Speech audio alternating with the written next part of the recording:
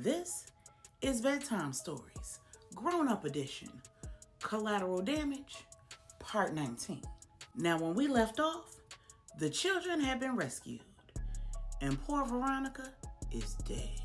She protected those children with her life, though, and nobody knows where Donovan is, but they suspect that he put his head right in the mouth of the lion. Back in the States, Angela appears to be going into preterm labor. What a time. Meanwhile, it's 5 a.m. in the Dominican Republic, 3 a.m. in Texas. And Q just got back to the safe house. His uncles, Samuel and Nigel, have just arrived. And the children have been examined by a physician. They appear to be unharmed, but the physician advises that they wait until they're fully awake and can be re-examined before they get on a plane. They should also be fully examined when they return to the States to make sure that there are no adverse effects to them having been dosed with alcohol. Meanwhile, in Texas, Maribel has admitted Angela into the hospital for observation. Started her on IV steroids just in case those babies got to be delivered. A medication to stop the contractions, and a low-dose blood pressure medication because all of this excitement has Angela's blood pressure creeping up. When Angela's checked, her cervix is 100% effaced, which means that it's completely thinned out. But thankfully, she hasn't dilated, so her cervix is still closed. After a few more hours, the medication is starting to work. Her contractions have slowed down, and she's having one about every 30 minutes. Maribel has to make the hard decision to keep Angela in the hospital until she's 32 weeks or she delivers these babies, whichever happens first.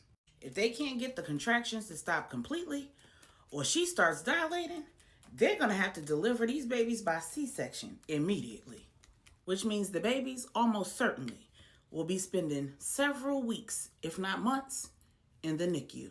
At 5 a.m. Dallas time, 7 a.m. DR time, Maribel prescribes Angela something to help her relax and get some sleep. And when she finally falls asleep at 6 a.m. Dallas time, 8 a.m.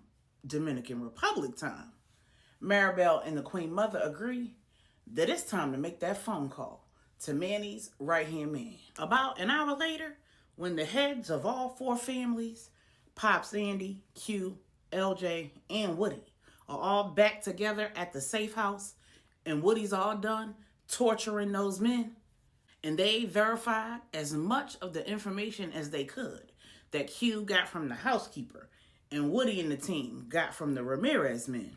Manny said, "Anders, now that the doctors have cleared the children to travel, I think that it's best that you and your boys head back to the States and take your grandchildren home." After that play that Q and Woody laid down, I'm almost 100% sure that Donovan is in the hands of the Ramirezes. And they're not going to kill him because they need something. They know who he is and whose. And while he belongs to the St. James and Baptiste families, he's a part of my family now too. And everyone attached to me is under my protection. They tried to touch his children, and they successfully touched the mother of his daughter. While she was stupid, she was absolutely off limits. Then he turned to his right-hand man and said, "Put the word out. I'm touching everything and everybody, women and children included. If Donovan isn't released unharmed immediately." Then Pops, Andy, Q, and LJ took the weapons and materials that they'd handled and the children back to the airport hangar. They left Woody there to continue putting in work. And then they attempted to prepare themselves for how they would explain to the Queen Mother why they were returning with her grandchildren and not her youngest son. Pops Andy said, "I already prepared her for that possibility before I left. And if I know my wife, she's been praying while we've been gone, and God's already prepared her for it as well." Meanwhile, in Dallas, it's 10 a.m. The Queen Mother just called and notified MomBrenda about what she missed overnight, and MomBrenda is none too pleased. that they left the estate without allowing her to pray over Angela first, and that this is the first she's hearing about it.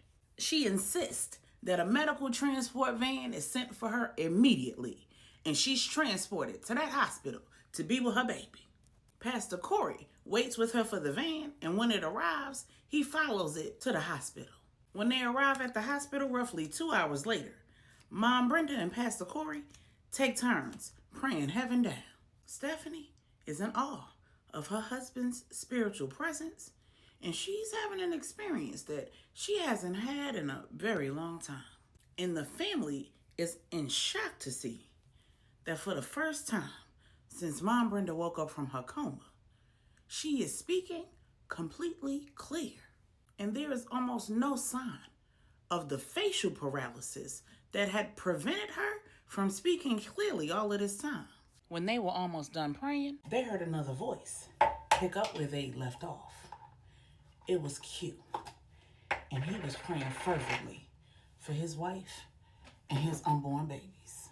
Relieved to see her husband, Angela just burst out in tears. When they landed, Pops Andy had called Idra to let him know, and Idra had handed Manny the phone, and Manny said, "Andy, get Q to the hospital right now." So when Q entered the room, he rushed over to his wife, enveloping her in his arms while he prayed and cried. The Queen Mother removed her from his arms so that he could really hold his wife, and he climbed into bed with her, wrapping her in his arms, because the entire night, everything in his spirit was telling him that something was wrong, that he needed to get back home.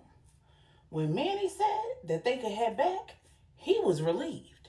He hated to abandon the search for his brother, but he knew that he needed to be home with his wife. The entire night, he had been repeating over and over again in his head Romans chapter 8, verses 38 through 39. So when he finally got his emotions in check while holding Angela, the first words that came out of his mouth after his prayer was, "For I am convinced that neither life nor death, neither angels nor demons, neither the past nor the future, nor any powers, neither height nor depth, nor anything else in all of creation will be able to separate me from the love of God that is in Christ Jesus our Lord." When LJ came in with baby Chance, everyone was overjoyed. It wasn't lost on them, though, that Donovan wasn't coming in holding either of his children. The Queen Mother quickly snatched up baby Chance, too, and she held both of her grandbabies in her arms while she just nodded, cried, and thanked Jesus. Nobody asked the obvious, but Angela just had to know. She said, "What happened with Veronica?" Q said, "Love, we can talk about that later." Angela said, "No more secrets, remember? I can handle it. I'm keeping these babies inside for as long as I can." Q said, "She's gone, but she lost her life, saving the lives of her children." When Stephanie said, "She doesn't have children, she has a child," Q said, "She loved those children. She made a bad choice, but it wasn't because she didn't love them." Just from examining the scene, it was clear that she may very well have survived if she would have only saved Bella. But the time it took for her to get both of the children to a safe position cost her life. Q comforted Angela while she cried, and Stephanie said, "I'm sorry. I just don't understand why you still care, Angela. However you slice it, she kidnapped Donovan's kids and caused all this mayhem. Clearly, they didn't find Donovan because he didn't come back with them." Angela said, "Veronica was flawed like all the rest of us, and she had demons she was fighting that you don't know anything about. I knew her in ways that you don't. While I wouldn't call her my friend, I was over the women's ministry, and she was a part of it. She shared things with me, things that helped me to understand why she would make such a terrible decision, and why she'd sacrifice her own life to save those children, despite the fact that they would have never been in that position if she wouldn't have made that choice. Based on what I know about her, I can unfortunately understand how she managed to convince herself that this was a good idea. Regina says, say what? I don't even think Rennie would do something this crazy, and she's in a mental hospital. Angela said, Veronica has never had what Rennie has.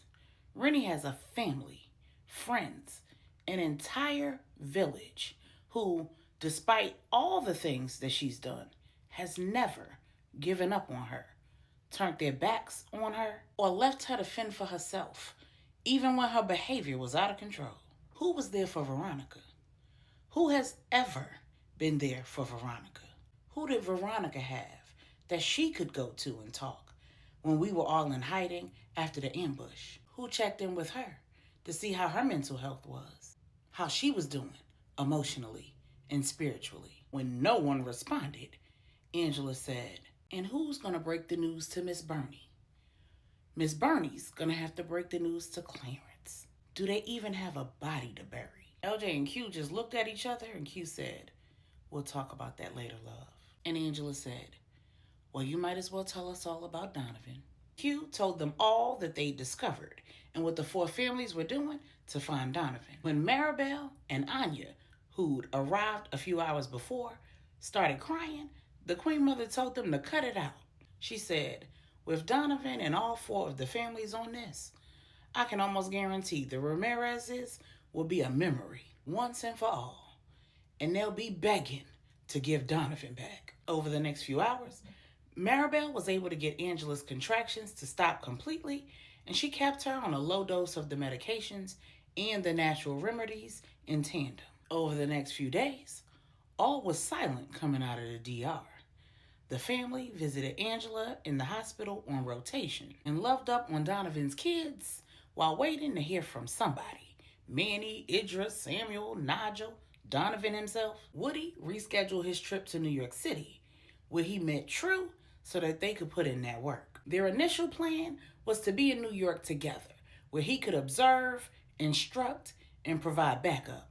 But because of the time that he had to spend in the DR, the plan had to be adjusted, because he still had to pick up Tuff's crew member from release. So he left True in New York with very strict instructions and check-in requirements. And then he took the drive from the city to upstate New York to pick up Wise, Tuff's right-hand man in the joint, who was being released after completing a 15-year bid.